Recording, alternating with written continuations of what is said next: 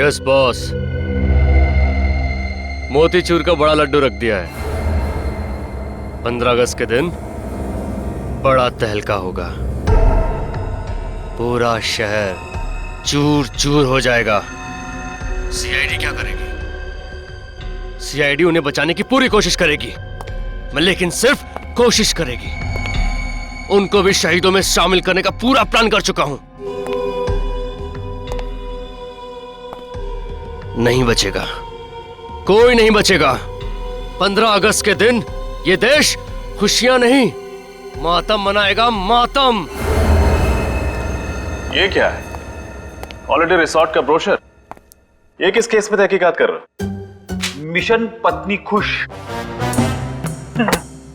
तो क्या है, कई दिनों से स्मिता को कहीं घुमाने नहीं लेके गया ना, इसीलिए वो मेरा केस ले रही है। ओहो, छुट्टियों पे जाना चाहते हो फ्रेडी? सिर्फ एक दिन के लिए सर। कल 15 अगस्त है, सोचा उसे कहीं घुमा लाऊं। नहीं फ्रेडी, कल 15 अगस्त जरूर है, लेकिन तुम्हें छुट्टी नहीं मिल सकती। लेकिन फ्रेडी, जब हमारे देशवासी खुशियां मनाते हैं तो हमें और भी चौकन्ना रहना चाहिए, क्योंकि हमारे देश की सुरक्षा ही हमारी जिम्मेदारी है। Yes sir. सर ये ज्योत्सना है और उनकी बेटी सोनिया आपसे मिलना चाहते हैं।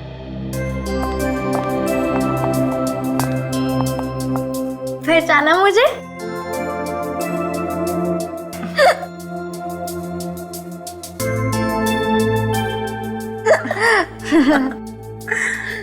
पांच साल पहले आपने तो मेरी जान बचाई थी।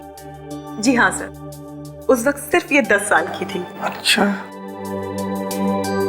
कौन से केस में बेटा?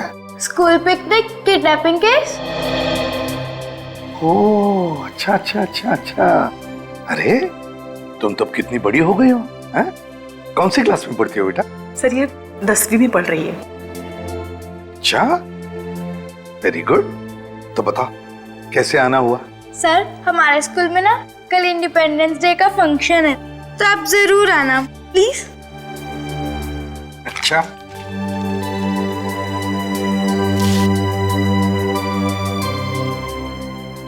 हम कोशिश करेंगे।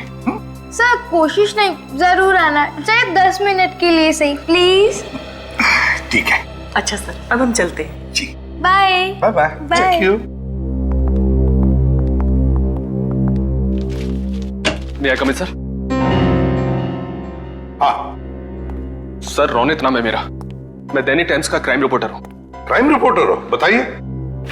कुछ देर पहले मुझे एक आदमी का फोन आया था। हाँ। वो मुझसे कह रहा था कि कल इस शहर में बहुत बड़ा तूफान आने वाला है। तूफान आने वाला? अरे तो फिर मौसम विभाग को इन्फॉर्म करो ना भाई। सर हमें क्यों पता रही है? फ्रेडी, सर वो उस तूफान की बात नहीं कर रहा था।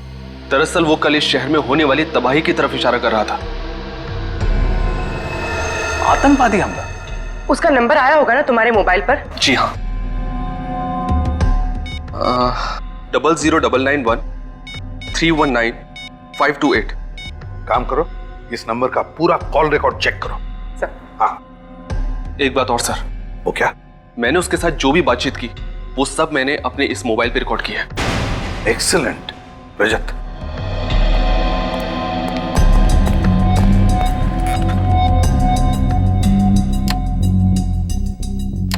Thank you.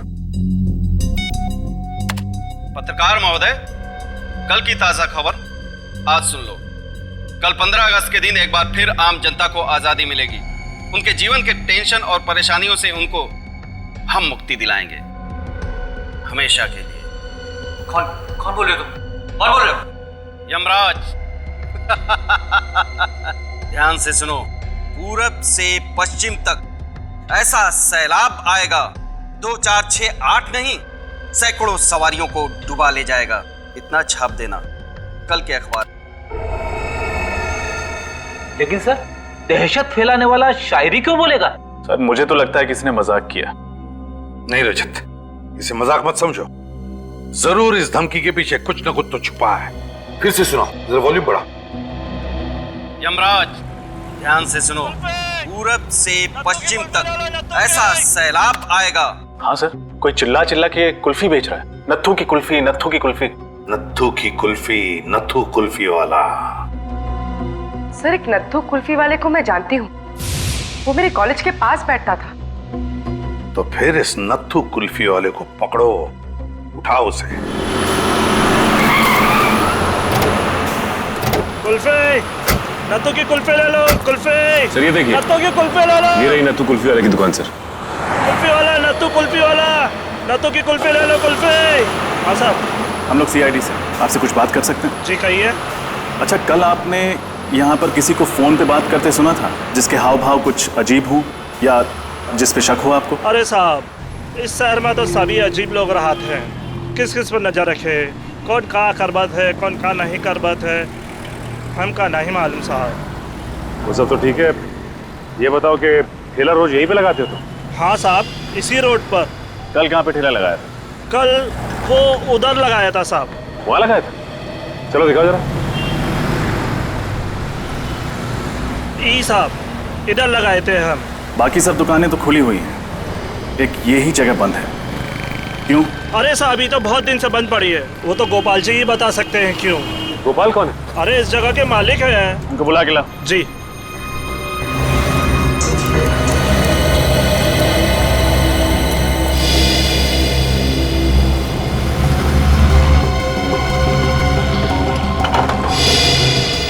ताला तो पहले से ही खुला हुआ है सर।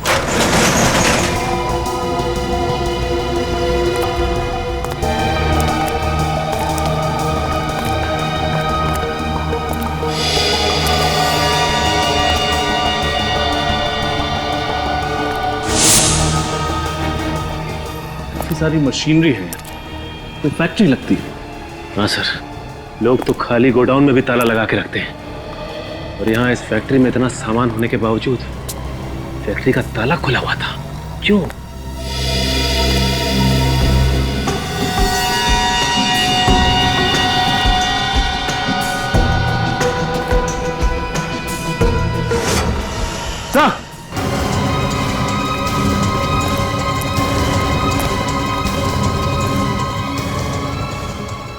माय गॉड, मर चुका है सर। सीने पे गोली मारी है किसी ने, ताजा है घाव, अभी भी गोली लगी है।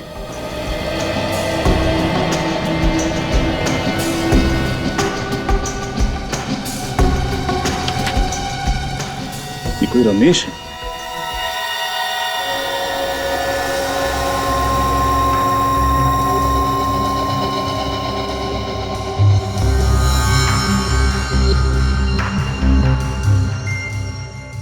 तारिका, जरा से चेक करो क्या है ये। सर,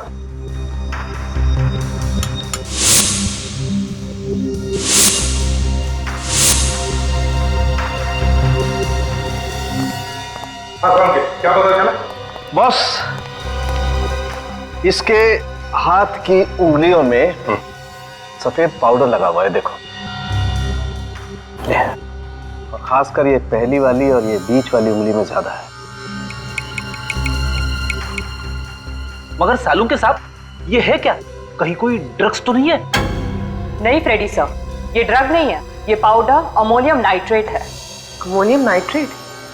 ये तो फर्टिलाइजर बनाने में काम आता है ना? ये अमोनियम नाइट्रेट कुछ और बनाने के काम में भी आता है, बॉम्ब बनाने के काम में। एक बहुत ही पावरफुल बॉम्ब।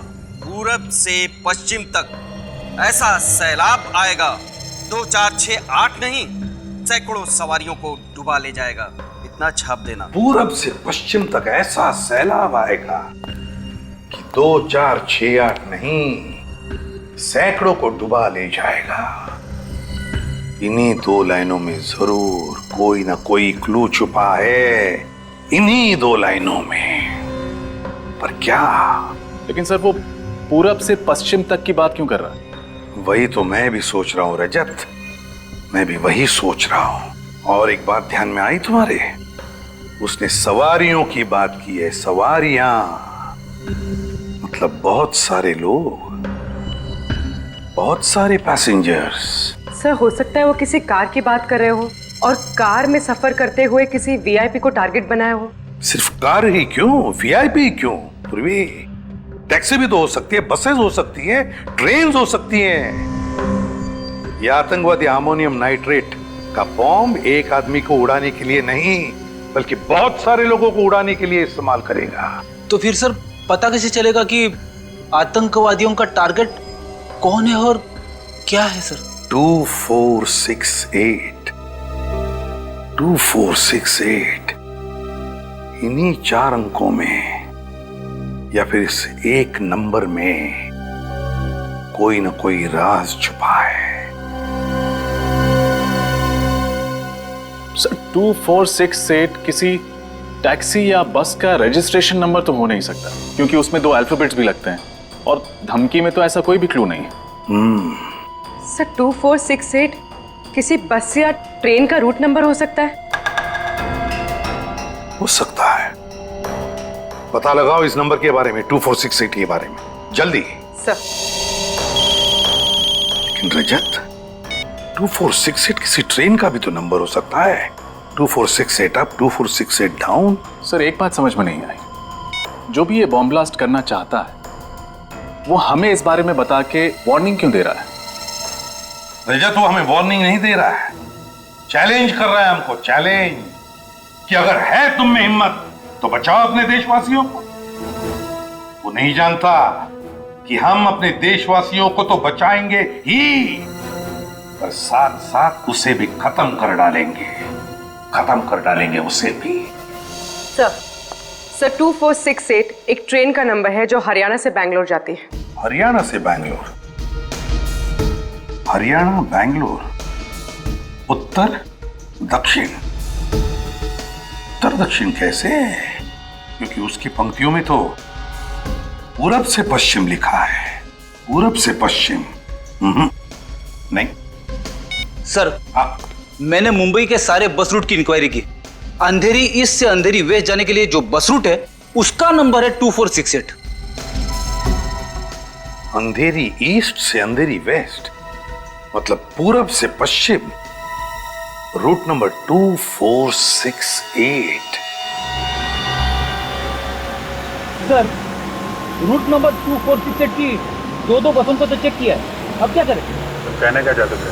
सर कहीं ऐसा तो नहीं कि उन लोगों ने हमें गुमराह करने के लिए ये सब ड्रामा खेला हो और बम कहीं और जगह पे फिट किया गया हो? फिर भी हम लोग रिस्क नहीं ले सकते, सारी बसें चेक करनी ही पड़ेगी। ये बात तो है सर। वो देखिए सर, बस जा रही है। रोको बस को, रोको बस को।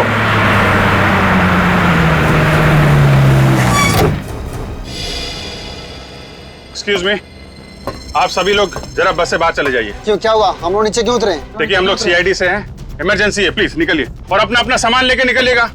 कोई भी सामान यहाँ मत छोड़िएगा, ले जाइए सब।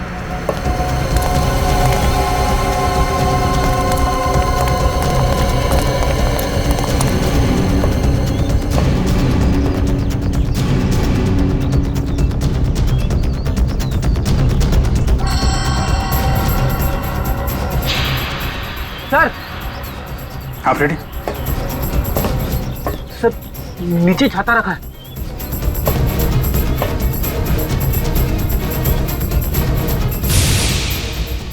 सर कहीं इस छाते में तो बम नहीं? सर संभाल के, कुछ भी हो सकता है। माय गॉड, आम छाते से ज्यादा भारी है, हो भी सकता है। सर अंदर टाइमर लगा है सर, 90 सेकंड बाकी है। 1.5 मिनट वायर है इसमें, फ्लैट देना। सही है। ये टाइमर पे रेड वायर है, रेड वायर।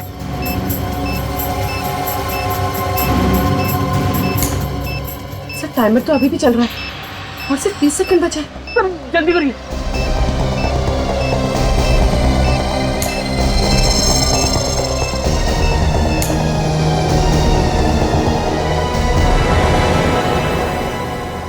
सर टाइमर बंद हो गया। बॉम्ब डिफ्यूज हो गया फ्रेडी। हाँ? हाँ।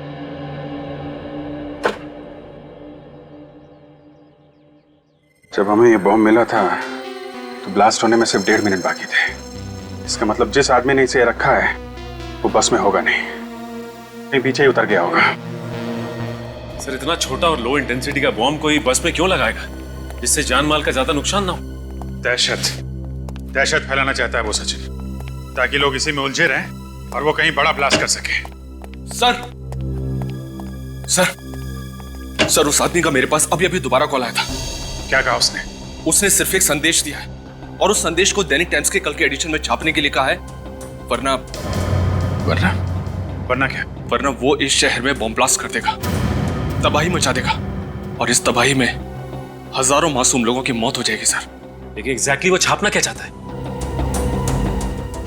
ये लीजिए सर, उसने जो कुछ भी फोन पे बोला मैंने इसमें सब नोट कर लिया है। कोई भी 15 अगस्त को घर से बाहर नहीं निकलेगा। जो भी निकलेगा अपनी मौत का जिम्मेदार वो खुद होगा। सारे स्वतंत्रता दिवस के समारोह रद्द किए जाएं। अगर इस चेतावनी को नजरअंदाज किया गया तो सारा शहर पछताएगा। लहरों से डरकर नौका पार नहीं होती, हिम्मत करने वालों की हार नहीं होती। इस बार किस नंबर से फोन किया था उसने? वही नंबर सर, पहले वाला। वही नंबर? मतलब नंबर डिस्ट्रॉय नहीं किया? पूर्वी, उस नंबर के बारे में कुछ पता चला? जी सर वो नंबर जिस नाम पर रजिस्टर किया गया था वो जाली है और एड्रेस भी। और उस जगह का पता चला जहां से ये आदमी फोन कर रहा है? हाँ सर उस फोन के मूवमेंट को हमने ट्रैक किया है और पता चला है कि उसने ज्यादातर कॉल्स शाम 4 से 5 बजे के बीच किए और उसने सारे कॉल्स वीरा देसाई रोड के पास से ही किए। वीरा देसाई रोड? पूर्वी, इस फोन को ट्रैक करो, पता करो वीरा देसाई रोड पे ये कहां से फोन कर रहा है। सर लहरों से डरकर नौका पार नहीं होती, हिम्मत करने वालों की हार नहीं होती। सर एक मिनट, ये लाइन मैंने कहीं सुनी हुई है। कहां सुनी? हाँ सर, वो जो स्वतंत्रता सेनानी है ना, दिवाकर जी, ये लाइन उनकी है। दिवाकर जी? सर एक देश प्रेमी की कविता के साथ इन देशद्रोहियों का क्या कनेक्शन हो सकता है? कनेक्शन तो है फ्रेडी। दिवाकर जी का पुतला सरोजनी नगर में है और वहां पे एक बड़ा बाजार भी है। कहीं अगला ब्लास्ट ये लोग सरोजनी नगर में तो नहीं करने वाले? 4 बज गए। ज्यादातर कॉल्स उसकी 4 से 5 बजे के बीच की ही है। उसने अपना फोन स्विच ऑन किया होगा। फोन करती हूँ उसे।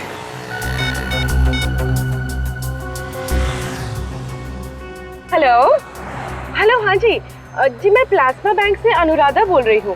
सर आप हमारी बैंक का ऑफर सुन लीजिए। देखिए सर, ये क्रेडिट कार्ड आपको बिल्कुल फ्री में मिलेगा और आपकी क्रेडिट लिमिट है। कोई क्रेडिट कार्ड नहीं चाहिए। हेलो, काट दिया? इसका नंबर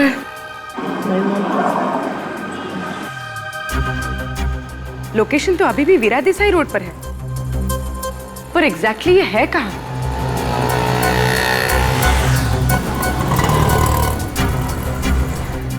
पीछे से कांच की क्रॉकरी की आवाज आ रही थी और म्यूजिक भी चल रहा था। ये कोई रेस्टोरेंट ही होगा। रेस्टोरेंट्स,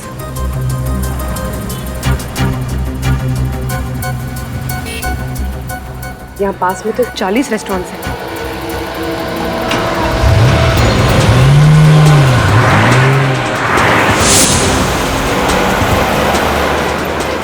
सर ये मार्केट हफ्ते में एक दिन बंद रहता है और आज बंद वाला दिन है, तो सर उन लोगों ने बंद वाले दिन को क्यों चुना है ब्लास्ट करने के लिए?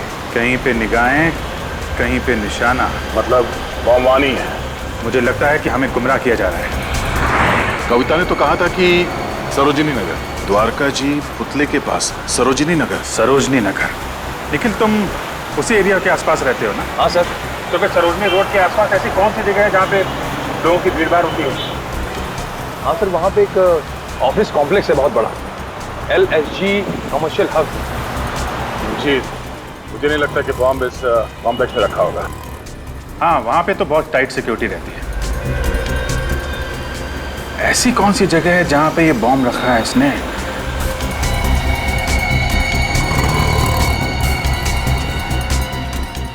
सरोजिनी नगर के पास एक जॉगिंग पार्क है और उसका नाम भी सरोजिनी पार्क है। कहीं बॉम्ब वहां तो नहीं?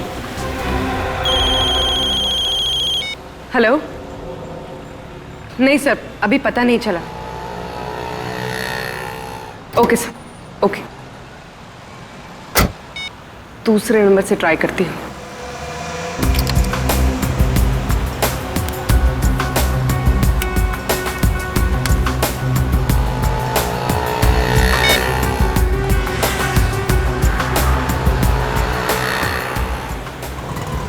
हेलो हेलो, हाँ सर, मैं टॉकीटॉन से दीपिका बोल रही हूँ। सर, क्या ये सही समय है आपसे बात करने का? मेरे पास वक्त नहीं है, मुझे कोई बात नहीं करनी है। हेलो,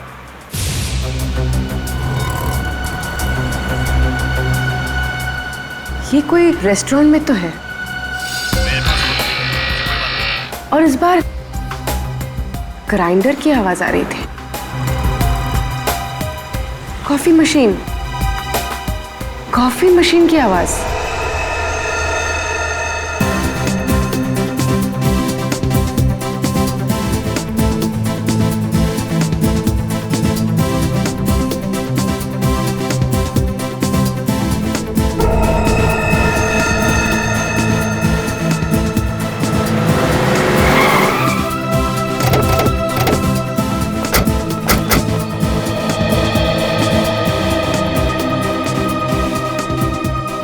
सर, यहाँ तो बहुत सारे लोग हैं, क्या करें?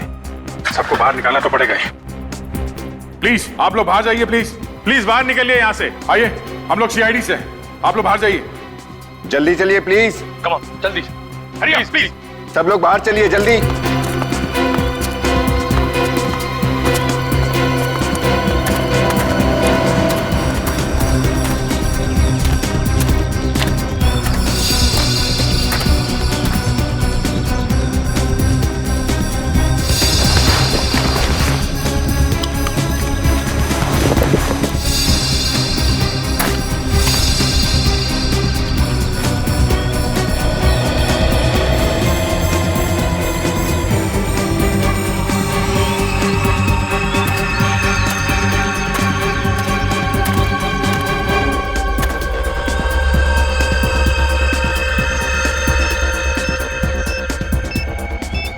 My God.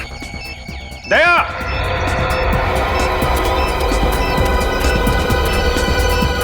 हाँ विजय।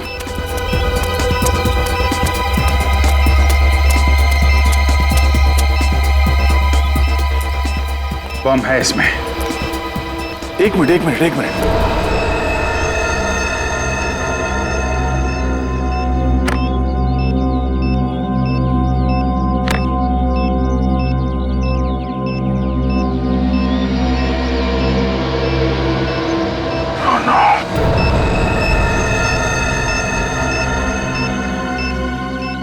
सर, बॉम्ब स्क्वाड को बुलाऊं? सिर्फ 58 सेकंड है हमारे पास, हमें कुछ करना पड़ेगा। बॉम्ब लो इंटेंसिटी का लगता था। हाँ अभिजीत, अगर बॉम्ब फटा तो कम से कम 6-8 लोग तो मरेंगे। 1 2 3 4, ये 4 वायर है। सर, सिर्फ 37 सेकंड बचे हैं सर। क्या करें? ये बाहर का है, इसको काट देते हैं। ये वाला काटना।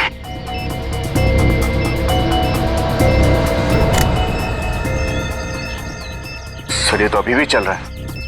हाँ?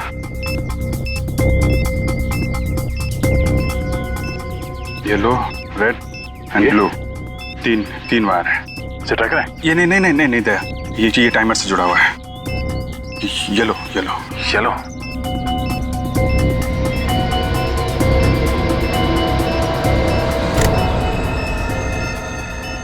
Oh no. सर, 12 सेकंड बचे हैं सिर्फ। 2 ही बचे हैं, क्या करें? इन दोनों में से कोई एक काटूं? नहीं दया, 50-50 का चांस है, कुछ भी हो सकता है। सर, सिर्फ 9 सेकंड बचे हैं सर। एक ही रास्ता है, छोड़ो।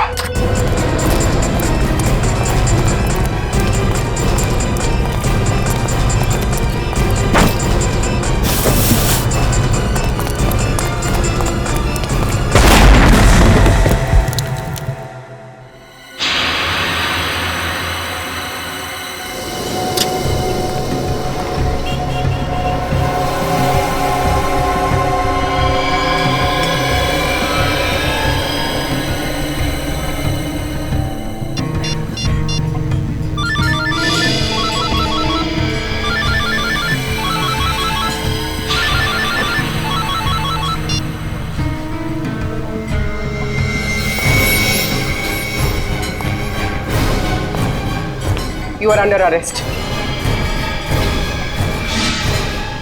तुम?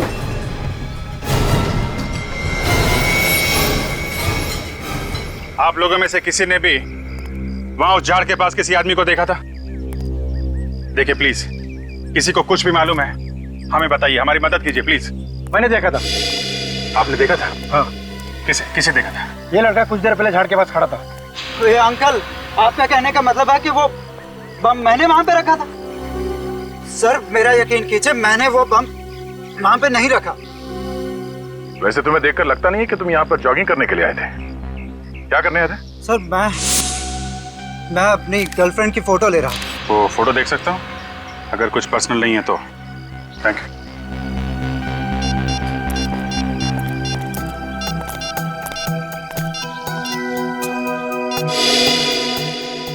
इस फोटो में तो वो झाड़ एकदम साफ दिख रहा है। हाँ, मगर यहाँ झाड़ के आसपास कोई ब्रीफकेस दिख तो नहीं रहा है। टाइम है 7:33 है? हमारे आने से सिर्फ 2 मिनट पहले खींची गई ये फोटो। यानी वो ब्रीफकेस बहुत पहले नहीं, अभी भी रखा गया था। हमारे आने से कुछ देर पहले ही वो आतंकवादी ब्रीफकेस रख के भाग गया। सर अगर हमें ये पता चल जाए कि इन 2-3 मिनटों के बीच में कौन कौन इस पार्क से बाहर गया है, शायद वो आतंकवादी हमारे हाथ लग जाए। आप लोग ये बताइए, किसी ने भी इन 2-3 मिनटों में किसी आदमी को पार्क से बाहर जाते हुए देखा है? मैंने देखा है साहब। मैं जब नारियल छील रहा था साहब, मैंने मनीष को भागते हुए देखा साहब। मनीष? कौन है मनीष? मनीष सर 1 नंबर का छठा बदमाश है साहब। लोगों की पॉकेट मारता है साहब और सामान भी चुरा के लेके जाता है साहब। मनीष, इस देश में बॉम्ब प्लांट करने की सजा जानता है तू? बॉम्ब फटे या ना फटे, तेरी जिंदगी के चिथड़े जरूर उड़ जाएंगे। मैं कसम खाकर कहता हूँ साहब, वो बम मैंने नहीं रखा था साहब। नारियल वाले ने तुझे कैसे देखा झाड़ियों में ब्रीफकेस रख के भागते हुए? सर वो ब्रीफकेस मेरा नहीं था, मैं तो एक छोटा मोटा चोर हूँ। मैंने सरोजनी मार्केट से वो बैग छीना एक आदमी से। उसके बाद वो आदमी मेरा पीछा करने लगा और मैंने उस बैग को वहां पे फेंका पार्क में और मैं वहां से भाग निकला साहब, बस। हीरो चलो, उस आदमी का स्केच बनवाओ। सर पूर्वी लोगों को ट्रेस करते हुए वीरा देसाई रोड गई थी, वही लोग पूर्वी को ले गए। सर उन लोगों ने सेंट माइकल रोड से राइट टर्न लिया है। वो लोग पूर्वी को शहर के बाहर तो नहीं ले जा रहे? सर अगर एक बार वो शहर से बाहर चले गए तो उनको ट्रैक करना बहुत मुश्किल हो जाएगा। शहर से बाहर जाना आसान नहीं है, हमने चेकना के इन्फॉर्म कर दिया है। सर उनकी कार की स्पीड कम हो गई है। हमारे उनके बीच में फासला कितना है? तकरीबन 2 किलोमीटर। 2 किलोमीटर? 1 मिनट सर, उनकी कार लेफ्ट में मुड़ गई है सर। सर लगता है वो शहर की तरफ वापस आ रहे हैं। जब लीडर की मौत आती है तो शहर की तरफ भागता है। सर उनकी कार तेजी से हमारी तरफ आ रही है। और जब आतंकवादियों की मौत आती है तो वो सीआईडी की तरफ भागता है।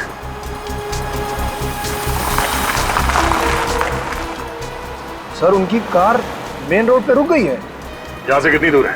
सर आधा किलोमीटर। आधा किलोमीटर?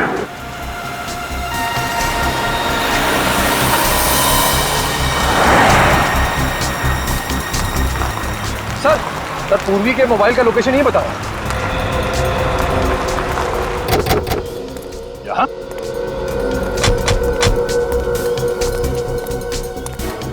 मगर ना पूर्वी है यहाँ पे, ना आतंकवादी, ना ही कोई गाड़ी। सर सिग्नल तो आ रहा है सर। सिग्नल आ रहा है? हाँ सर, ये देखिए। विनीत सर फोन लगाओ पूर्वी को।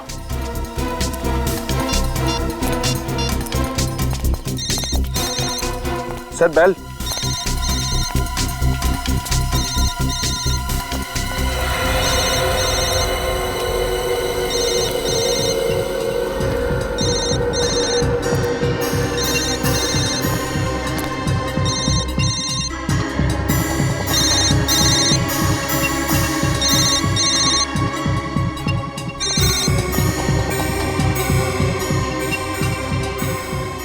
पूर्वी का मोबाइल, इसका मतलब है उन लोगों को पता चल गया था कि हम लोग इस मोबाइल के जरिए उनका पीछा कर रहे हैं, इसलिए पूर्वी के हाथ से मोबाइल छीन के फेंक दिया।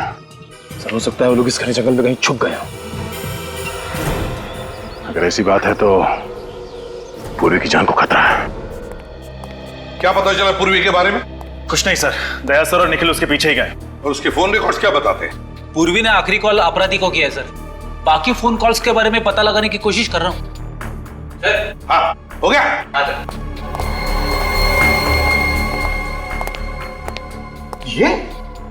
रोनित? हाँ रोनित, दैनिक टाइम्स का क्राइम रिपोर्टर रोनित। यही आदमी था, इसी के हाथ में ब्रीफकेस था। हाँ सर, इसी के हाथ में था सर।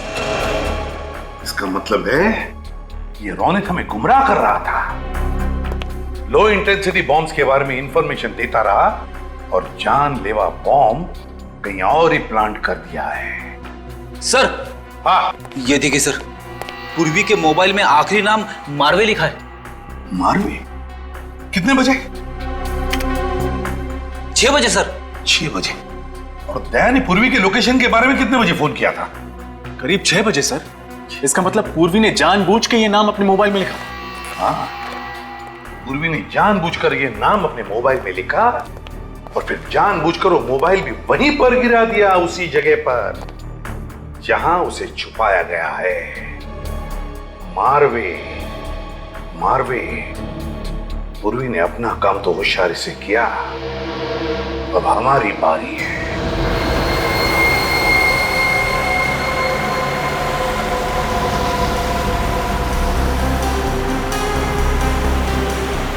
एक मिनट वेरी गुड।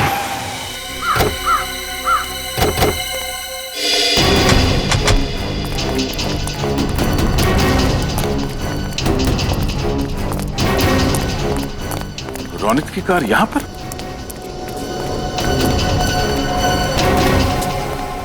तो रोनित ने अपनी गाड़ी यहां क्यों पार्क की? यहां पर तो कुछ भी नहीं है सिवाय इस कब्रिस्तान। पूर्वी को ओह नो, ढूंढो।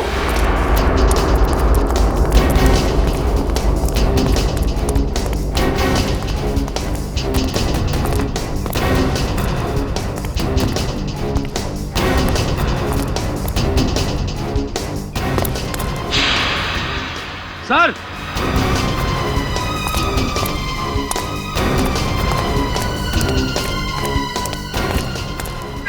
सर ये देखिए,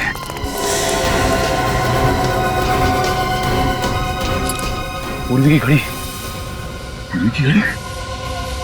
निकल, गाड़ी में से फाड़ो निकल जल्दी। सर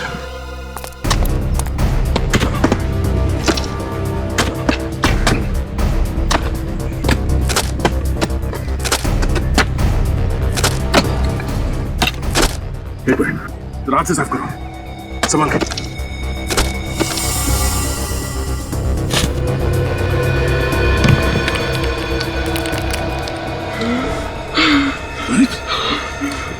जिंदा है, निकालो उसे।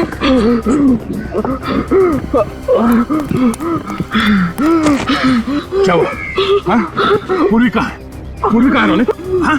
क्या हुआ? पानी पियो, पानी पियो, पानी पियो। पूर्वी कहाँ है? हाँ? पूर्वी कहाँ? पूर्वी कहाँ है? हाँ बोलो। हाँ? पूर्वी कहाँ है? संभाल के।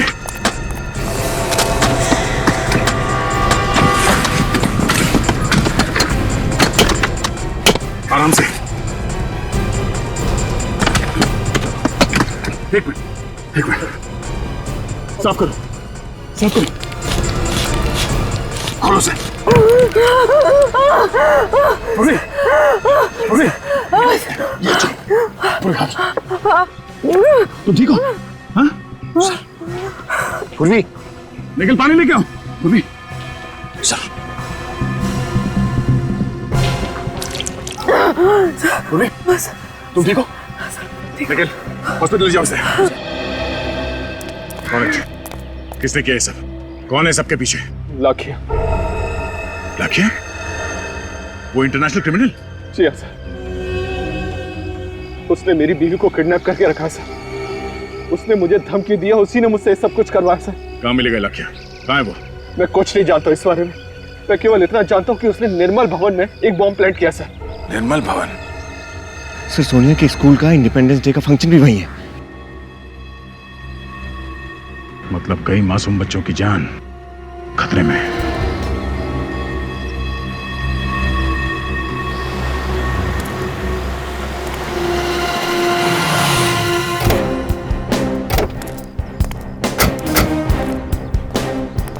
ये निर्मल भवन है, पर यहाँ तो कोई भी नजर नहीं आ रहा है। यहाँ भी बम क्यों लगाएगा? लेकिन सर रोहित ने तो दया सर को निर्मल भवन के बारे में ही बताया। चलो देखते हैं।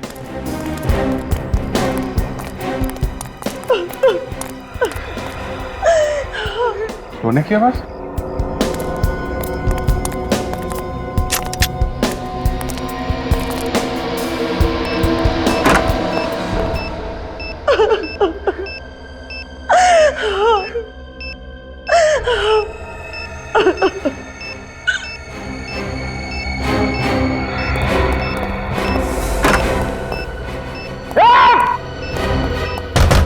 दरवाजा खोलो।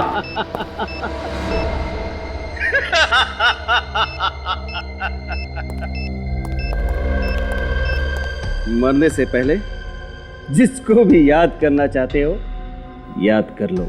लाखिया, वाह, पहचान लिया?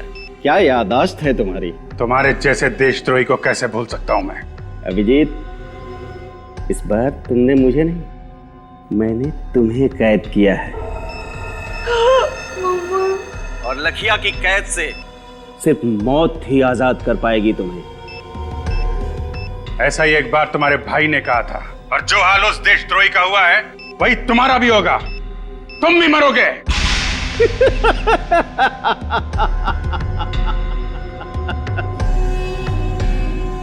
फिलहाल तो तुम अपनी जान बचाने की कोशिश करो।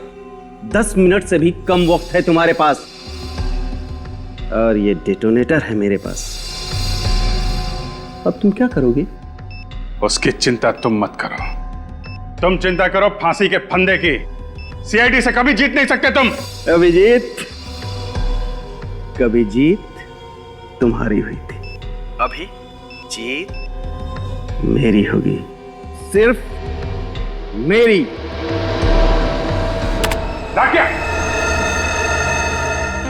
अब क्या करें सर? सारे दरवाजे बंद हैं। बाहर जाए तो जाए कहां से? रेडी, हम बाहर नहीं जा सकते तो क्या हुआ? बाहर वाला तो अंदर आ सकता है। क्या मतलब?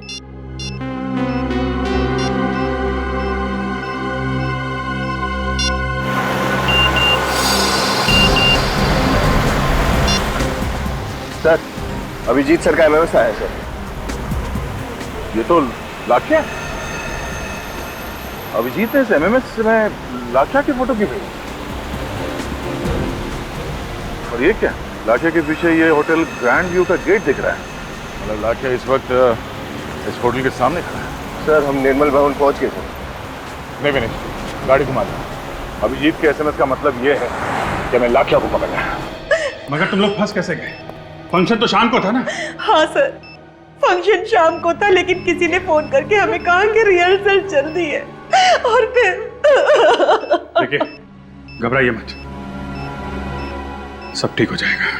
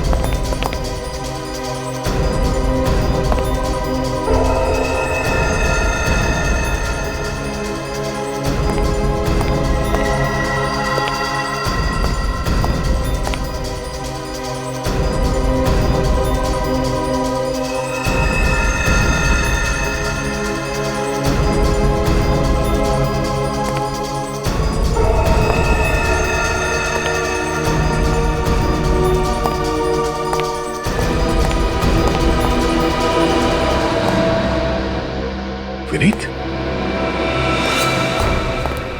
आओ दया, आओ।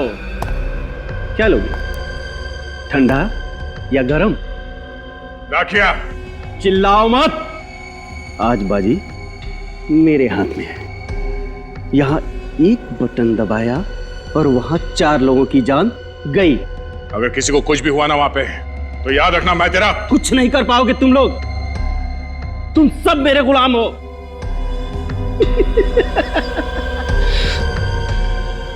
अब गन नीचे और हाथ ऊपर। रखते हो कि दबाऊं?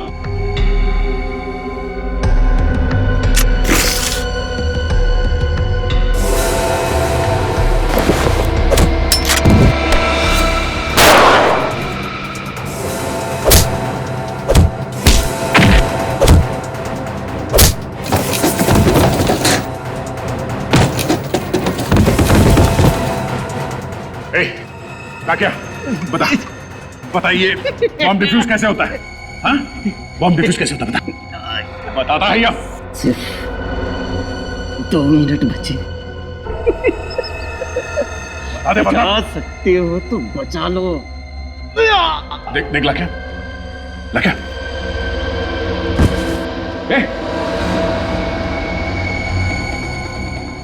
बेहोश हो गया। अब क्या करें सर? एक मिनट। अभिजीत। हाँ दे। हाँ, ये लाख्या तो मिल गया, मगर वो बेहोश हो गया और उसने हमें ये नहीं बताया कि बॉम्ब को डिफ्यूज कैसे करते हैं। दया, सिर्फ 1.5 मिनट बचे हैं, कोई तो तरीका होगा। ये डिटोनेटर है मेरे पास और इसमें एक बटन है, ट्राई करो उसे। हाँ, दबाओ।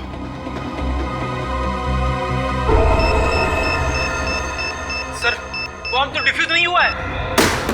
कुछ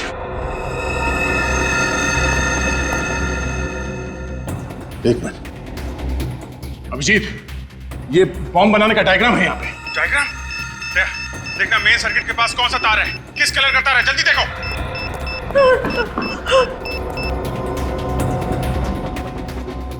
एक मिनट ये है। जल्दी करो प्लीज। प्लीज अंकल, हमें बचा लो।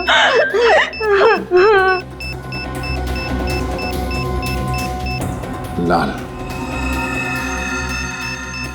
15 सेकंड बचे सर। सर जल्दी। सर 15 सेकंड बस। कौन सा कलर है दया? येलो। अंदर की सर्किट से कनेक्टेड है येलो वायर। ये पीला वाला वायर काट दो अभिजीत, पीला वाला। दया, आर यू श्योर? एक बच्ची और उसकी मां की जिंदगी का सवाल है दया। हाँ, पीला काटो।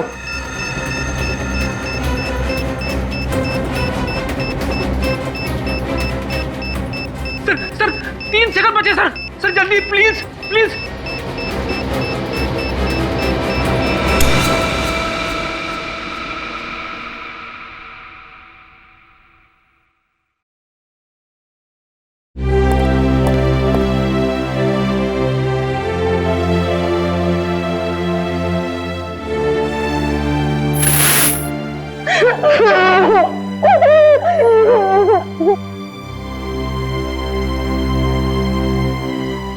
थैंक यू सर, आपने हमारी 2 बार जान बचाई। Thank you.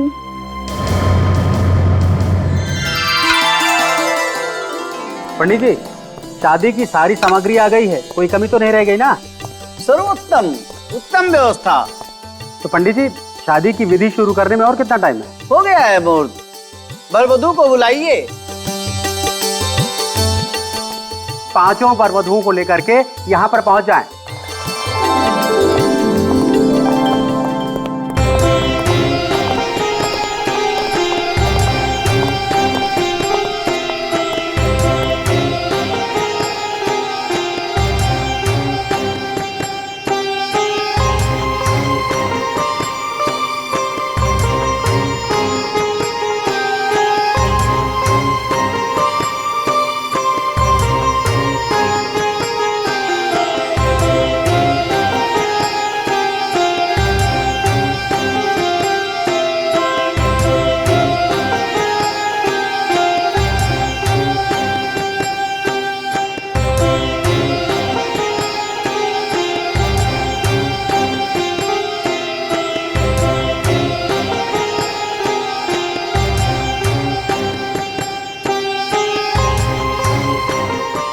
वर वधू एक दूसरे को माला पहनावे।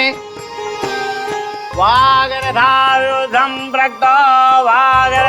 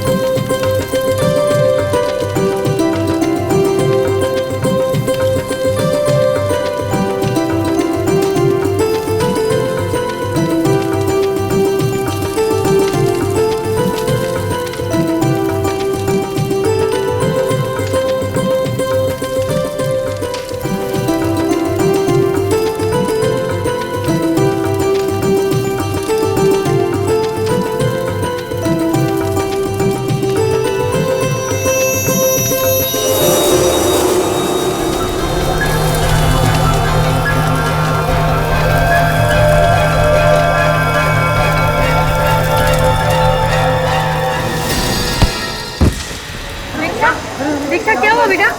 दीक्षा, दीक्षा क्या हुआ बेटा? क्या हुआ? दीक्षा, दीक्षा, क्या हुआ दीक्षा? दीक्षा, दीक्षा क्या हुआ बेटा? दीक्षा, दीक्षा क्या हुआ बेटा? बेटा बोलो कुछ बोलो। बोलो बेटा, मैं डॉक्टर को बुला कर लाता हूँ। हाँ जल्दी जाओ। दीक्षा,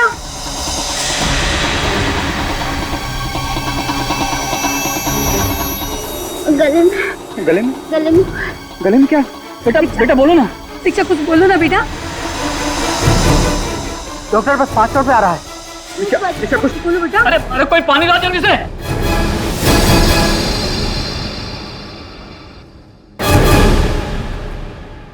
दीक्षा, दीक्षा, दीक्षा क्या हुआ तुम्हें? दीक्षा, दीक्षा, दीक्षा आंखें खोल।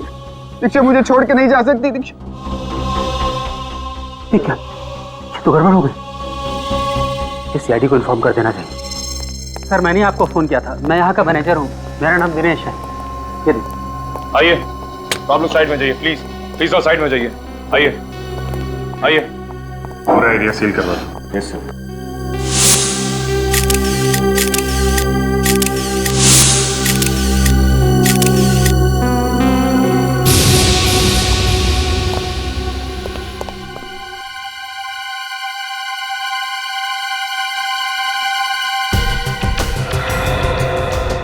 चेहरा तो बिल्कुल सूज गया है। लाल हो गया सर, ऐसा लग रहा है किसी जहरीली चीज ने काटा हो इसे।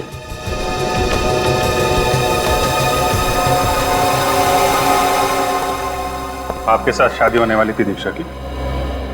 जी हाँ, मेरा नाम अनुज है। अनुज ये बताओ कि एग्जैक्टली यहाँ पे हुआ क्या था?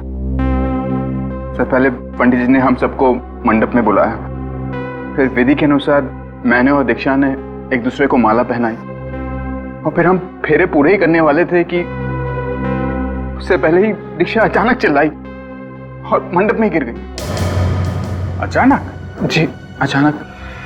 फिर कुछ कहा उस वक्त उसने? कुछ बोला? जी कुछ कहा तो नहीं,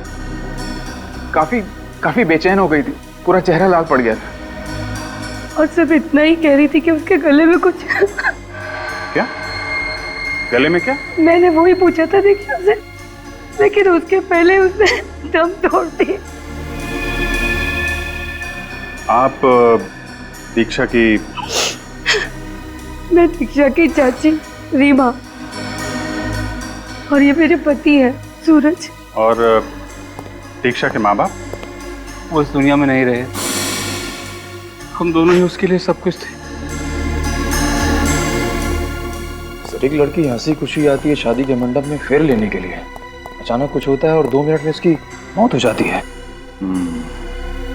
रेडी, लाश को फोरेंसिक लैब भेज दो। देखिए हम समझते हैं कि आप लोगों पे क्या बीत रही है, पर तहकीकात करनी तो जरूरी है। कोई बात नहीं ऑफिसर। कि आप लोग दीक्षा के बारे में जितनी ज्यादा जानकारी देंगे, हमें इस केस में उतनी मदद मिलेगी। दीक्षा एक बहुत ही हंसमुख लड़की थी, हर लड़की की तरह वो भी बहुत खुश थी कि उसकी शादी होने वाली है। बस शादी के वक्त अपने माँ बाप को याद करके थोड़ा भावुक हो गई थी वो। आपने कहा कि फेरे लेते वक्त दीक्षा को कुछ हुआ, वो अचानक चिल्लाई और मंडप में गिर गई। जी, और अपना गला पकड़ रही थी, मानो उससे बहुत दर्द हो रहा हो। अच्छा, दीक्षा को कोई बीमारी थी क्या? I mean blood pressure, diabetes वगैरह? नहीं ऑफिसर, उसे ऐसी कोई बीमारी नहीं थी। ऐसा हुआ क्या होगा इस दीक्षा के साथ? शादी के मंडप में उसे दम तोड़ना पड़ा।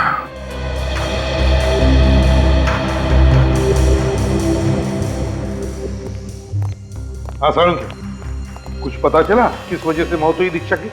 बॉस, दीक्षा की मौत ना तो किसी किस्म के जहर से हुई, न ही किसी हथियार से हुई। तो फिर? बॉस, इस लड़की की मौत एलर्जी से हुई, प्रत्युर्जल, सीवियर एलर्जी। एलर्जी से?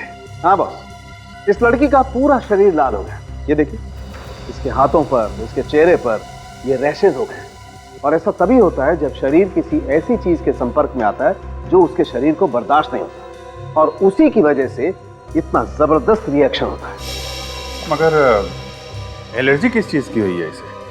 ये तो अभी पता नहीं लगा है, लेकिन इंसान को तो किसी भी चीज से एलर्जी हो सकती है। किसी किसी को धूल से, परफ्यूम से, यहाँ तक कि खाने पीने की चीजों से भी एलर्जी होती है। मूंगफली, दही, किसी भी चीज से एलर्जी हो सकती है। तो इसका मतलब शादी में इसने कुछ ऐसा खाया या सूंघा है जिसकी वजह से इतना घातक रिएक्शन हुआ है इसे?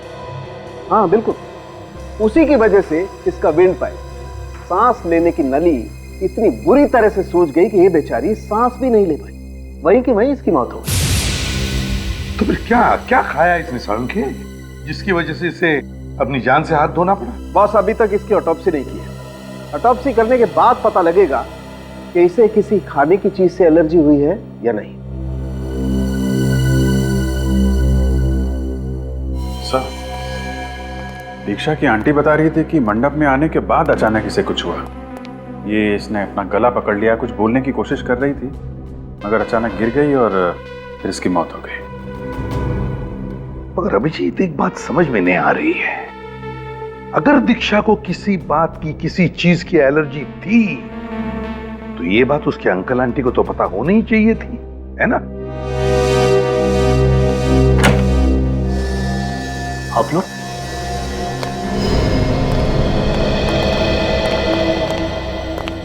दीक्षा की मौत की वजह का कुछ पता चला? हाँ,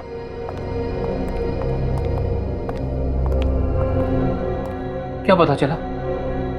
क्या हुआ था मेरी बच्ची को? एलर्जी। एलर्जी? कैसी एलर्जी? क्या दीक्षा को किसी चीज से एलर्जी थी? किसी चीज से उसे उत्तेजना होती हो जिससे जलन या परेशानी होती थी उसे? देखिए, मंडप में भी दीक्षा किसी ऐसी ही चीज के संपर्क में आई थी जिसकी वजह से उसे एलर्जी हुई और वो एलर्जी बर्दाश्त नहीं कर पाई। पर ऐसी कौन सी चीज हो सकती है सर? यही पता करने के लिए तो हम लोग यहाँ आए हैं। आप लोग साथ में रहते थे तो आपको तो पता ही होगा कि उसे किन किन चीजों से एलर्जी थी। जैसे कुमकुम, धुआं या फिर फूल वगैरह। धूप और अगरबत्ती तो वो रोज करती थी, और पूजा के बाद पहले अपने माथे पर और फिर हम दोनों के माथे पर कुमकुम का तिलक लगाती थी।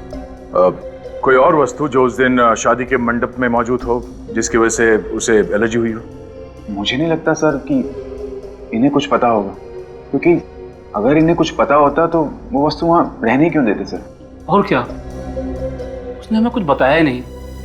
उसने एक बार इशारा भी कर दिया होता तो हम उस चीज को वहां से तुरंत हटवा देते। तो सर फिर पता कैसे चलेगा कि दीक्षा को किस चीज से एलर्जी हुई थी? एक किस्सा हुआ था उसके साथ। कैसा किस्सा? कहाँ? कुछ दिनों पहले हम जब होटल में खाना खाने गए थे तो अचानक वो बेचैन हो गई थी। हाँ सर, उसकी आंखें भी लाल हो गई थी और गला भी सूखने लगा था। तो आप लोगों ने उससे पूछा नहीं कि क्या हुआ था उसे? पूछा था हमने, तो उसने कहा कि किसी खाने की खुशबू की वजह से परेशानी हुई है। ये किस खाने की वजह से हुआ था? सर ये तो हमने नहीं पूछा। उसने कहा कि वो अब ठीक है, तो हमने इस बात पे ज्यादा जोर नहीं दिया। सर, हो सकता है दीक्षा को किसी सब्जी या फल की एलर्जी हो। हाँ सर, और उसने गलती से वो खा लिया और उसकी मौत हो गई। अगर ऐसा कुछ खाया होगा तो दीक्षा के पेट में जरूर उस चीज के अंश मिलेंगे। नहीं दया, दीक्षा के पेट में खाने की कोई भी चीज नहीं मिली। उसने कई घंटों से कुछ भी नहीं खाया। मुझे लगता है दया, शादी के हॉल में जो बाकी की चीजें थी जैसे पूजा का सामान वगैरह, उनमें से ही किसी चीज की वजह से दीक्षा को एलर्जी हुई है। हाँ, ओके बाय। ये अनुज, दीक्षा के मंडप के नीचे की हर एक चीज का सैंपल ले लो। ये फल, फूल, विधि की सामग्री, कुछ भी छूटना नहीं चाहिए।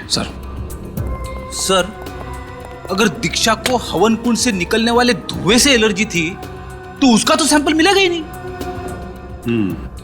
निखिल, ये हवन कुंड के अंदर बची हुई लकड़ियां हैं ना, उनका भी सैंपल ले लेना। सर क्या हुआ था, कुछ पता चला दीक्षा? मैं साहब, तहकीकात जारी है। आप ये बताइए, आप इस फंक्शन के दौरान पूरे टाइम यहीं पे थे? जी सर। तो मुझे हर चीज की डिटेल्स चाहिए। ये दूल्हा दुल्हन यहाँ पे कब आए थे, क्या विधि हुई और कितने कपल्स की शादी थी? सर 5 कपल्स की एक साथ शादी होने वाली थी। दोपहर में करीब 1 बजे वर वधू अपने अपने संबंधियों के साथ आ गए थे। लंच किया, उसके बाद अपने अपने कमरों में तैयार होने चले गए। फिर फेरों के समय उन्हें बुलाया गया। वर ने वधू को, वधू ने वर को वरमाला पहनाई। पंडित जी ने उसके बाद फेरों की रस्म चालू कर दी। ये शादी की विधि की सामग्री कौन लाया था? मैं लाया था सर। पंडित जी ने जो लिस्ट दी थी उसे ऑर्डर करके हमने पहले ही मंगवा लिया था। आप लेकर आए थे? जी।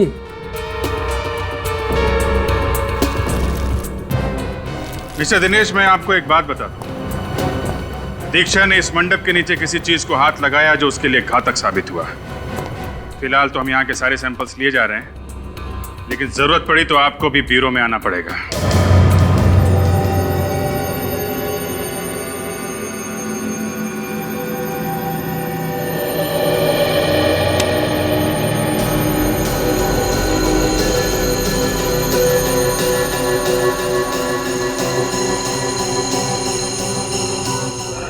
फूलों की माला में ये सर, ये देखिए।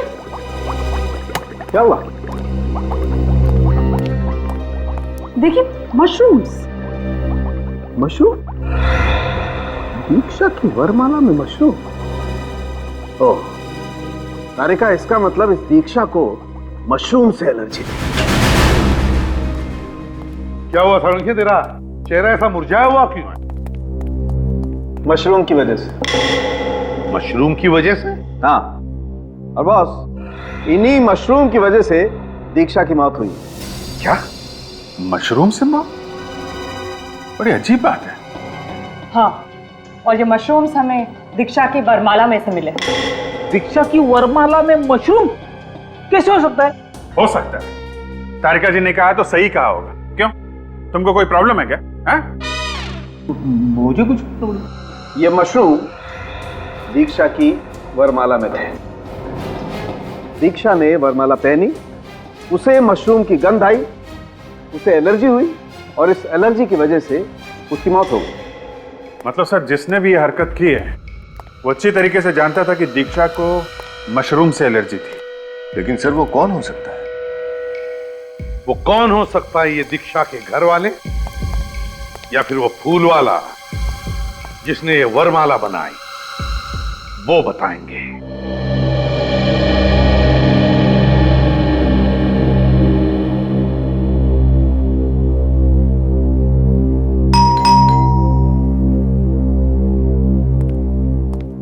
मैं देखता हूँ।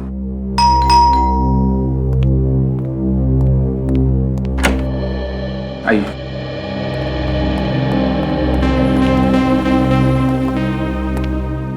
इंस्पेक्टर, दीक्षा को किस चीज से एलर्जी थी, कुछ पता चला? दीक्षा को मशरूम की एलर्जी थी। मशरूम की एलर्जी? आप लोग जानते थे इसके बारे में? जी हाँ। अब मतलब दीक्षा को मशरूम पसंद नहीं थे, ये बात तो हमें पता थी, लेकिन इस बात का ये नतीजा आएगा ये तो हमें अंदाजा ही नहीं था। लेकिन वहां मंडप में मशरूम आए कहां से? मशरूम दीक्षा के फूलों वाले हार में थे। क्या? जी हाँ, वो मशरूम किसी ने जानबूझकर उस फूलों वाले हार में लगाए थे, जिससे दीक्षा की विंड पाइप यानी कि सांस लेने की नली में कुछ इरिटेशन हुई। उसकी वजह से उसकी सांसें बंद हो गई। जानबूझकर? जी हाँ, वो जानता था कि दीक्षा को मशरूम से एलर्जी है, और वो ये भी जानता था कि मशरूम दीक्षा के लिए जानलेवा साबित हो सकते हैं। आपका ये कहना किसी ने दीक्षा की जान ली है। खून हुआ है दीक्षा का और हथियार है मशरूम। लेकिन सर, कोई दीक्षा को क्यों मारना चाहेगा? ये तो हम भी जानना चाहते हैं। कोई दीक्षा का दुश्मन है क्या?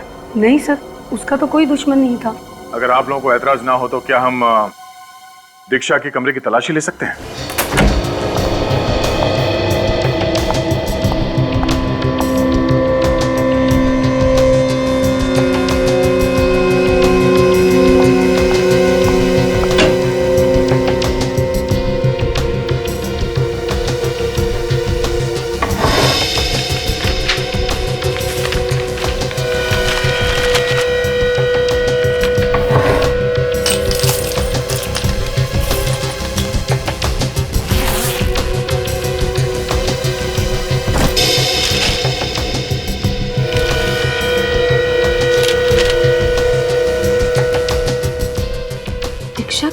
आदमी कौन है?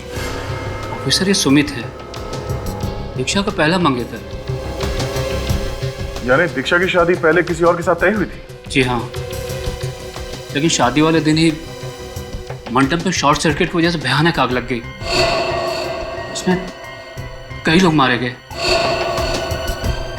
मरने वालों में सुमित भी था? जी हाँ। अच्छा, जब आग लगी उस वक्त दीक्षा और आप लोग कहाँ थे? बताइए, आप सब लोग उस वक्त कहाँ थे? हम लोग मंडप छोड़कर वापस आ गए थे। मंडप छोड़ के वापस आ गए थे? लेकिन क्या वजह थी? शादी वाले दिन दीक्षा को पता चल गया कि सुमित गैर कानूनी धंधे करता था। इस बात को लेकर दोनों में बहुत बहस हुई। दीक्षा ने उससे अपनी शादी तोड़ दी और हम लोग वापस आ गए। और आग उसके बाद लगी? जी हाँ। सुमित का स्वभाव अच्छा नहीं था। गुस्सा करना, लड़ाई झगड़ा करना, गाली गलौज करना, ये सब उसकी आदत थी।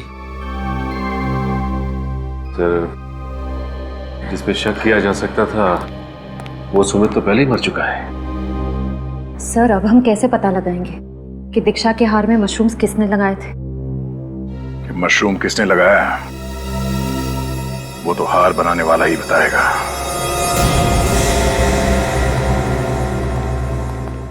हाँ, सारी मालाओं में गुलाब के फूल रहेंगे, टेंशन मत लीजिए आप।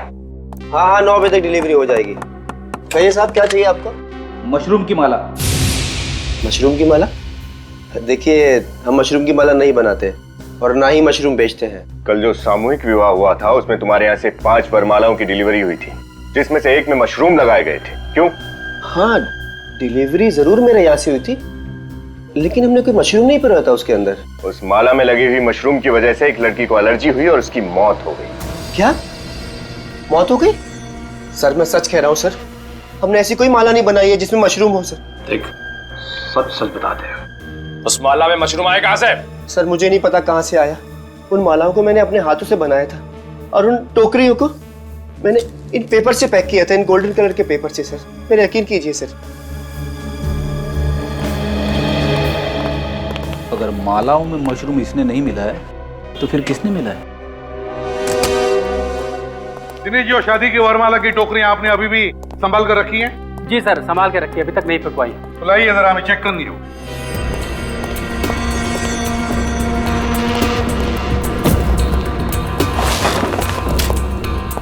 कुछ देख रहे हो तुम दोनों? हाँ सर, बाकी सभी टोकरियों पर गोल्डन कलर का पेपर चढ़ा हुआ है। सिर्फ ये एक टोकरी है जिस पर सिल्वर कलर का पेपर है। ये नंबर्स, इनका क्या मतलब है? मैडम, हमने कपल्स को कुछ नंबर दिए थे, तो वही नंबर्स हमने टोकरी पर डाल दिए।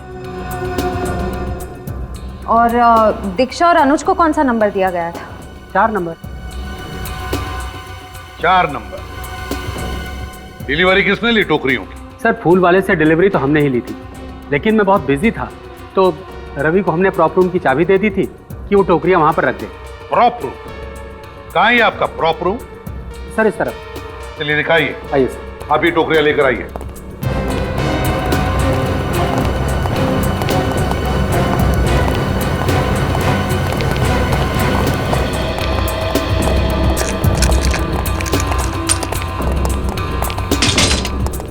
आइए।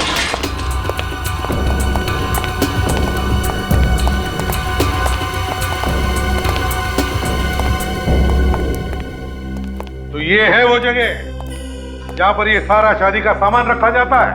हैं? टोकरियां यहीं पर रखी थी? जी सर, ये यहाँ इस टेबल पे। अच्छा, टोकरियां यहां पर रखी थी। ठीक है रजत, श्रेया, काम करो। इस जगह का कोना कोना छानो और देखो कुछ मिलता है क्या। जरूर किसी न किसी ने तो यहाँ अंदर आके छेड़छाड़ की है वरमालाओं के साथ। सर, लेकिन सर, इस कमरे में स्टाफ के अलावा और किसी को आने की परमिशन नहीं है, फिर बाहर वाला ऐसे कैसे आ सकता है? तो फिर आप में से किसी ने किया होगा ये, समझा? आप में से। सर, आप मुझ पर शक कर रहे हैं? जी, आप पर भी और आप पर भी। जब तक हमारी तहकीकात पूरी नहीं होती हम किसी को नहीं छोड़ते, किसी को भी नहीं।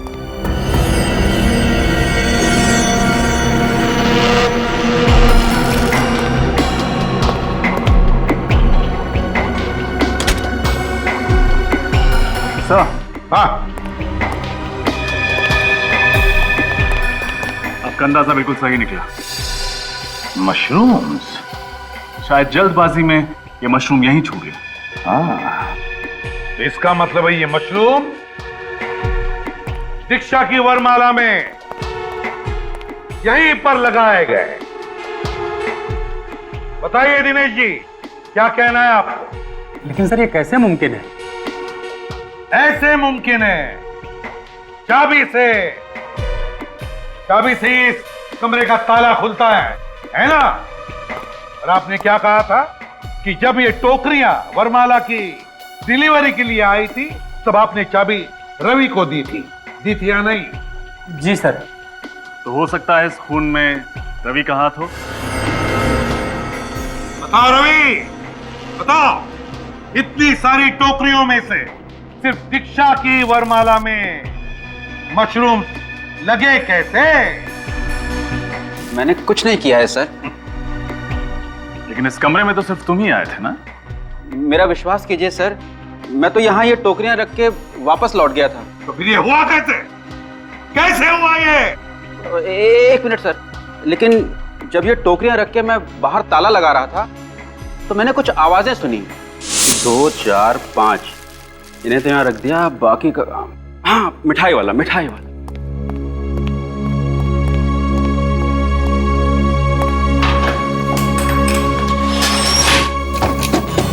क्या आवाज?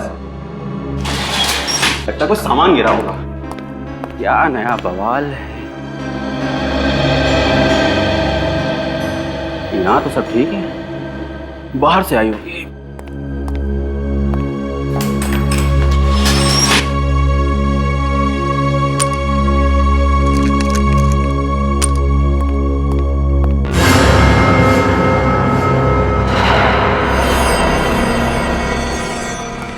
रवि, तुम्हारे कहने के मुताबिक वो जो भी कोई अंदर था वो तुम्हारे जाने का इंतजार कर रहा था। जैसे तुमने कमरे को ताला लगा और निकल गए, उसने वरमाला के साथ छेड़छाड़ की।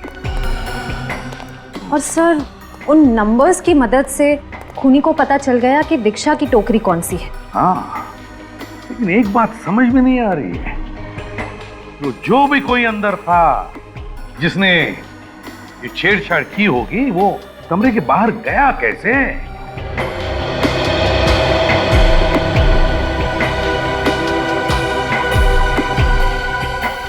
वो क्या है?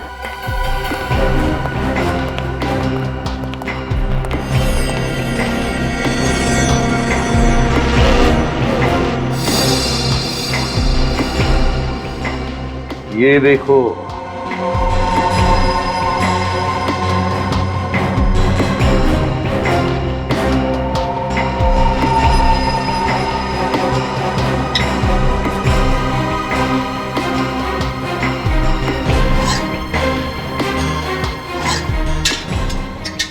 जो भी कोई है यहीं से भागा, यहीं से। और ये सारे कांच वापस लगाने के बाद बाहर से ये लास्ट वाली कांच हड़बड़ाहट में टूट गई। बाहर चलकर देखते हैं।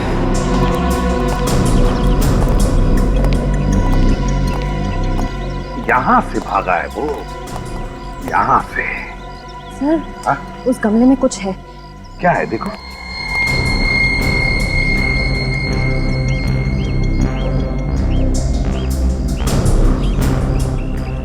सर,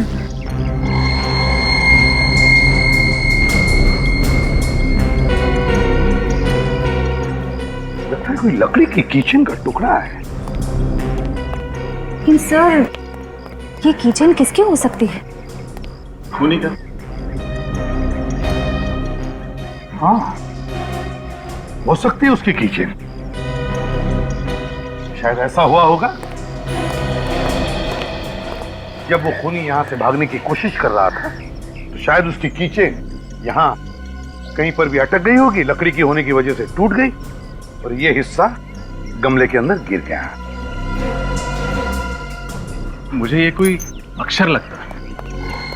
हाँ रजत, है तो अक्षर ही, जरूर कोई अक्षर ही है।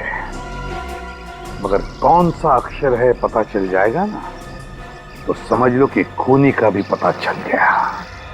ये मुझे ओ भी नहीं लगता, ओ भी नहीं लगता, क्योंकि देखो अगर ये ओ होता तो इसके दोनों छेड़े टूट जाते, मगर यहां तो सिर्फ ये एक ही छेड़ा टूटा हुआ है। ये क्यू भी नहीं हो सकता सर, क्योंकि क्यू भी ओ की तरह गोल होता है। हाँ, और फिर ये अच्छी तरह से गोल भी नहीं। एक ही हो सकता है अभिजीत।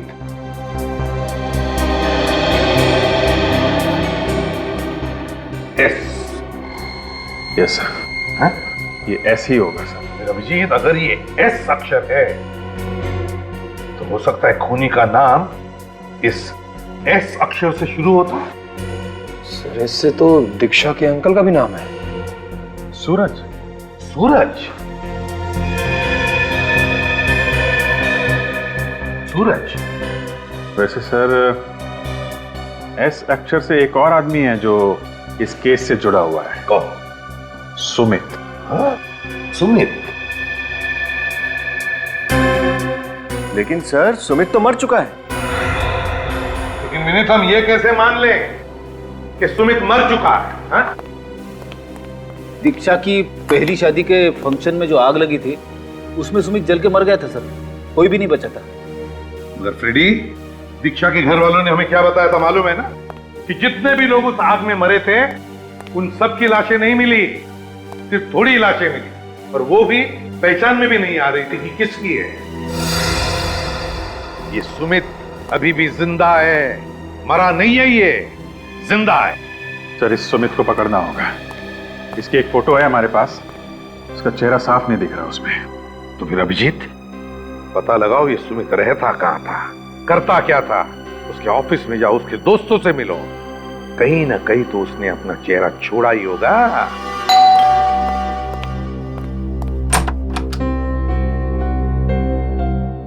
जी हाँ मिस्टर राजीव जी, हमें आपके दोस्त और कॉलीग मिस्टर सुमित के बारे में जानकारी चाहिए। सुमित? उसकी तो कुछ समय पहले। जी हाँ वही। हमें आपके ऑफिस गुड फाइनेंस से पता चला है कि एक आप ही हैं जिसके साथ सुमित की बनती थी, और वो सिर्फ आपकी बात कभी कभी मान लिया करते थे। जी हाँ, बात यह है कि सुमित बहुत गर्म दिमाग का था, पर उसमें पेशेंस तो बिल्कुल नहीं थी। छोटी छोटी बात को लेकर चिढ़ जाया करता था, और इसी कारण उसका ऑफिस में आए दिन किसी ना किसी से झगड़ा होता था। आप दोनों इतने करीब थे तो उनकी कोई फोटो तो होगी ना आपके पास? सॉरी मैम, फोटो तो कोई नहीं है। कुछ तो होगा। अब ऑफिस के किसी पार्टी की फोटोज, किसी दोस्त के बर्थडे पार्टी की वीडियो रिकॉर्डिंग, कुछ भी जिससे पता चल सके कि सुमित दिखता कैसा था। आशीष की शादी। ये आशीष कौन है?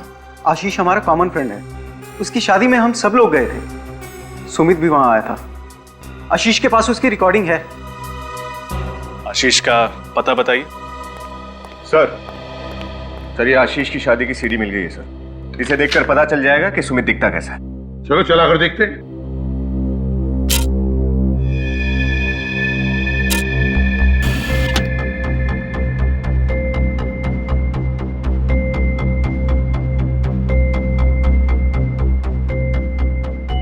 सर ये है सुमित, ये चश्मे वाला।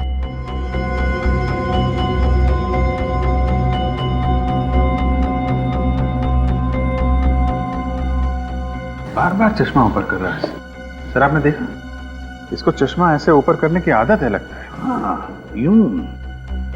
सर ये रहे सुमित के बैंक अकाउंट की डिटेल्स। सुमित ने 20 जनवरी को अपने अकाउंट से सारे पैसे निकाल लिए थे।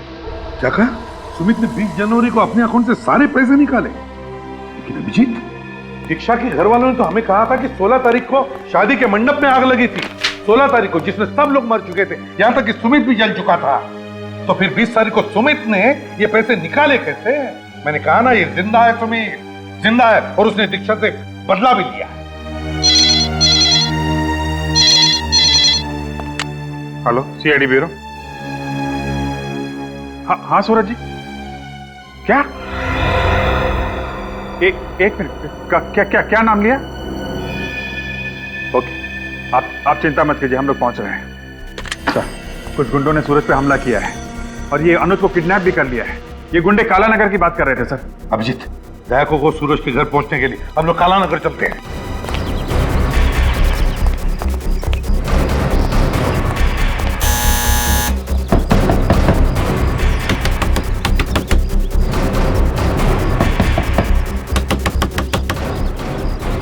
सर, ये तो दरवाजा ही नहीं खोल रहा। हमारे पास इतना टाइम नहीं है, जरा हटना।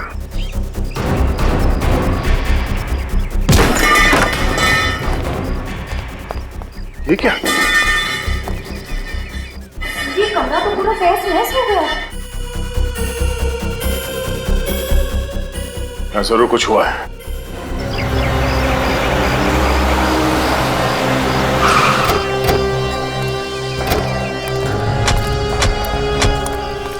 दीक्षा के पिताजी ने इसी जगह का नाम बताया था ना? यस सर, उन्होंने किडनैपर्स की बातें सुनी। किडनैपर्स अनुज को काला नगर ले जाने की बातें कर रहे थे। काला नगर? किडनैपर्स ने जरूर अनुज को यहाँ जंगल में ही छुपा के रखा होगा।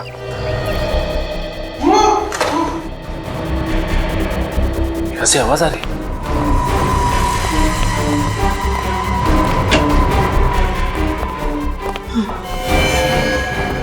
सूरज जी, बोल रहा हूँ।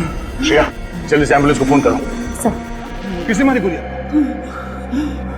इन्हें तो कई गोलियां लगी। कैसे वो? कौन थे वो लोग? Sir, sir. और आपकी बीवी कहाँ है?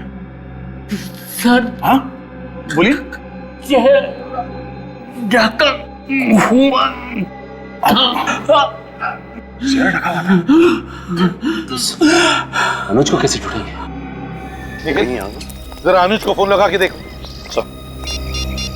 पहले दीक्षा, फिर उसके अंकल, और अभी अनुज। कहीं अनुज उसका अगला शिकार तो नहीं हो जाए? सर। हाँ, और उसका फोन नॉट रीचेबल आ रहा है। क्या? अनुज का फोन नॉट रीचेबल आ रहा है? हाँ सर। तुम्हारे फोन में नेटवर्क तो है? ऐसे हो सकता है, अगर अनुज को जंगल में छुपा के रखा है तो उसका फोन तो ऑन होना चाहिए था। हाँ? क्या दिखाना चाह रहे हो? क्या है वहां पे?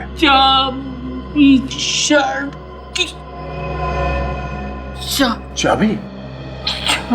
सजन, संभाल लेने। चाबी?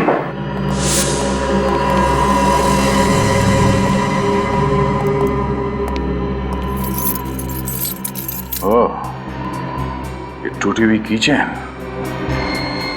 इस प्रॉब्लम के बाद जो हमें टूटा हुआ अल्फाबेट मिला था, शायद वो किसी कीचेन का हिस्सा है। इस टूटे हुए अल्फाबेट एस का, और एस का मतलब सुमित? हाँ, सुमित।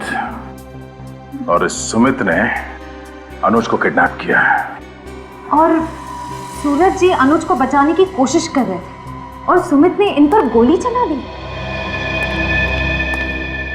सुमित, ये सुमित जहां कहीं भी है, उसे खोद के निकालना पड़ेगा। चीखने की आवाज? हाँ, उधर से आ।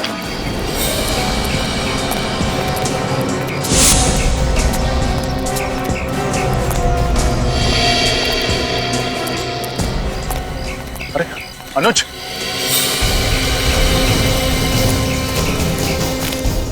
अनुज, मुझे बचा लो प्लीज। छोड़ो उसे।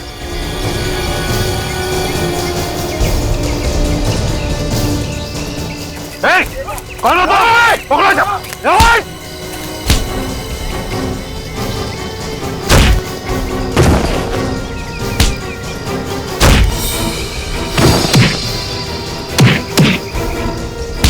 कुछ नहीं होगा अनुज।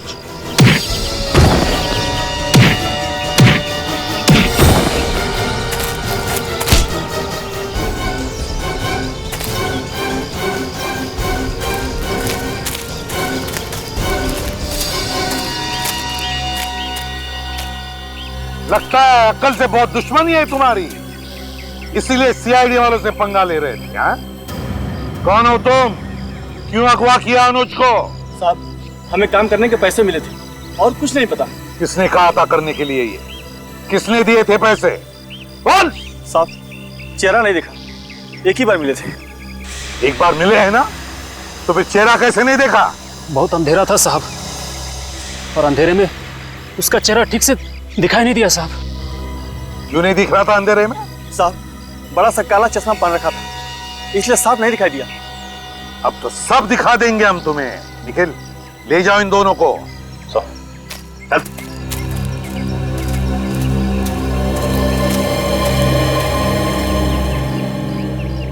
हाँ अनुज। अच्छा हुआ सर अब टाइम पे आ गए, नहीं तो इन दोनों ने तो मुझे मार ही दिया होता। कुछ नहीं होगा तुम्हें अनुज, अब हम लोग आ गए ना, कुछ नहीं होगा। ये बताओ कैसे हुआ ये सब, कब हुआ? सर मैं और अंकल घर पे बैठे हुए थे, आंटी नहीं थी। अचानक ये दोनों किडनैपर्स घर में घुसा और इन्होंने मेरे सर पर बंदूक रख दी। इनसे बचकर अंकल ने आपको फोन करके इत्तला तो कर दी, लेकिन इन किडनैपर्स ने अंकल की बात सुन ली और तुरंत अंकल को गोली मार दी और मुझे जबरदस्ती उठा के यहाँ ले आए। पता नहीं कौन है सर जो मेरी जान का दुश्मन बना बैठा है सर।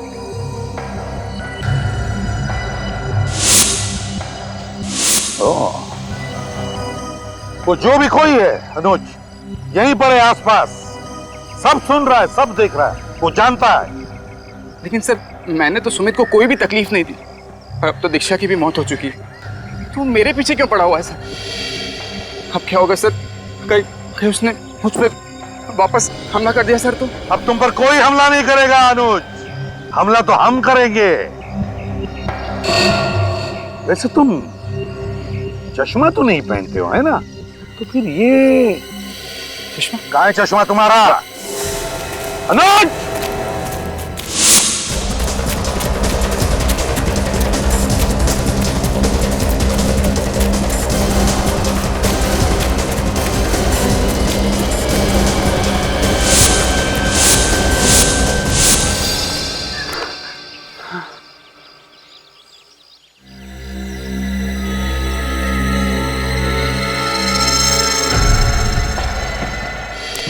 बहुत भाग लिए, थक गए होंगे। पानी वानी पियोगे मिस्टर अनुज या सुमित कहूं? मेरे रास्ते से हटा मुंडा। धमकी देने से पहले इतना तो सोच ले कि तेरे पास हथियार है भी या नहीं।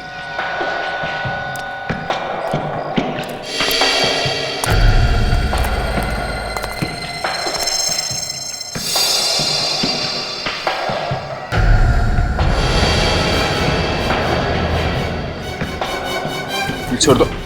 छोड़ दे? बहुत दौड़ा है मिस्टर अनुज, मगर सीआईडी को बेवकूफ बनाना आसान नहीं है मिस्टर सुमित। हाँ, दीक्षा से बदला लेना चाहता था मैं, क्योंकि उसने शादी वाले दिन हमारे मंडप में मुझसे शादी तोड़ के मेरा और मेरी फैमिली का अपमान किया था। दीक्षा तुमसे शादी नहीं करना चाहती थी, तो क्या तुम उस पर जबरदस्ती करते? हाँ? लेकिन यही बात वो मुझे शादी से पहले भी बता सकती थी ना। उसने शादी वाले दिन मुझे क्यों बताया? क्योंकि उसी दिन उसे तुम्हारे गैर कानूनी करतूतों के बारे में पता चला था। क्या करती वो बेचारी? हाँ? बेचारी नहीं थी, बेचारे तो थे मेरे माँ बाप, मेरे भाई बहन, जो उस मंडप में लगी आग में जलकर मर गए। लेकिन मैं बच गया।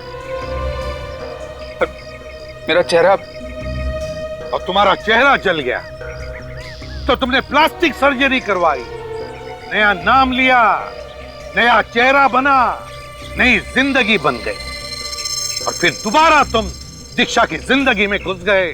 हाँ, तुम इसके करीब आए, उसे शादी के लिए मना लिया और शादी के मंडप तक उसे ले आए। हाँ? हाँ, क्योंकि मैं भी उसे मंडप में ही मारना चाहता था।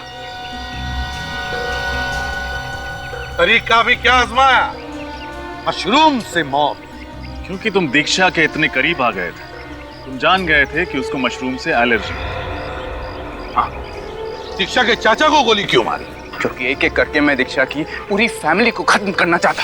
तो फिर तुमने अपनी किडनैपिंग का नाटक क्यों किया? ताकि मुझ पर सीआईडी को शक ना। शक तो तुम पर आखिर तक नहीं था अनुज।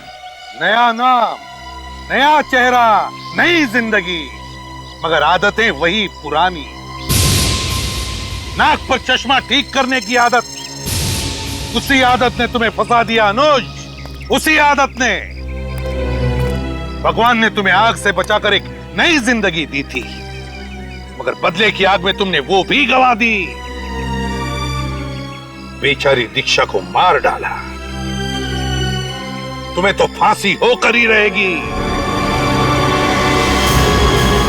इस तरह के और भी एपिसोड देखने के लिए हमारे चैनल को सब्सक्राइब करें और बेल आइकन दबाना ना भूलें।